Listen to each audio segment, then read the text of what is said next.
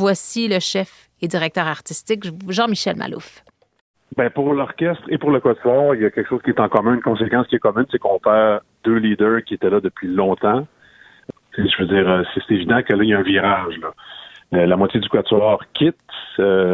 Donc, c'est sûr qu'on entre dans une transition, là, parce que c'est pas le genre de poste qu'on veut trop se dépêcher de trouver des gens. Puis là, finalement, tu sais, si ça fonctionne pas, un Quatuor, si on a la moitié du Quatuor qui finalement fonctionne pas ou qu'on n'a pas l'entente qu'on pensait avoir et tout ça, ça peut compliquer beaucoup les choses. Donc, une chose est certaine, on va pas se précipiter pour trouver des remplaçants, surtout que là, Nathalie et David finissent la saison. Mm-hmm. Donc, on ne pourra pas avoir de personne à l'essai là, avant la saison 3-24.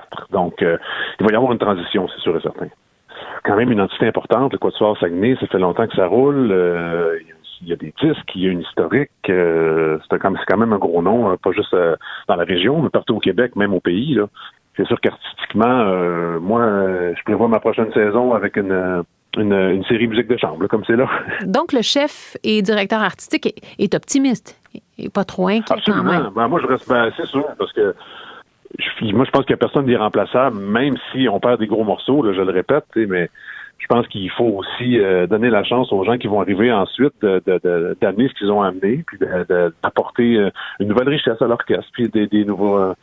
L'orchestre va sûrement s'enligner un peu différemment parce que c'est des postes très importants, puis moi, quand je suis arrivé, je remplaçais quelqu'un, j'ai amené quelque chose de différent qui a amené l'orchestre ailleurs, puis je pense qu'on a quand même progressé comme organisation depuis ce temps-là. Quand je vais partir, la personne qui va arriver va faire la même chose, puis moi, je pense que les choses vont continuer d'évoluer de belle façon.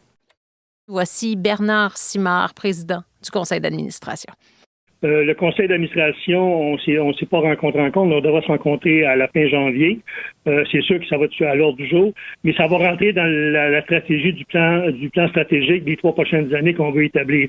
Donc, c'est une bonne chose de l'avoir su tôt de même. Ça fait que ça va permettre au conseil d'administration de bien statuer au niveau du Quatuor Saguenay et pour remplacer ces 2 personnes-là au sein de l'orchestre. Il y a une belle expression anglaise qui dit « Le roi est mort, vive le roi ».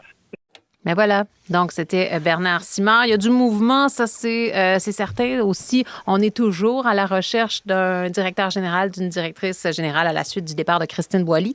Alors ça bouge quand même au sein de l'orchestre.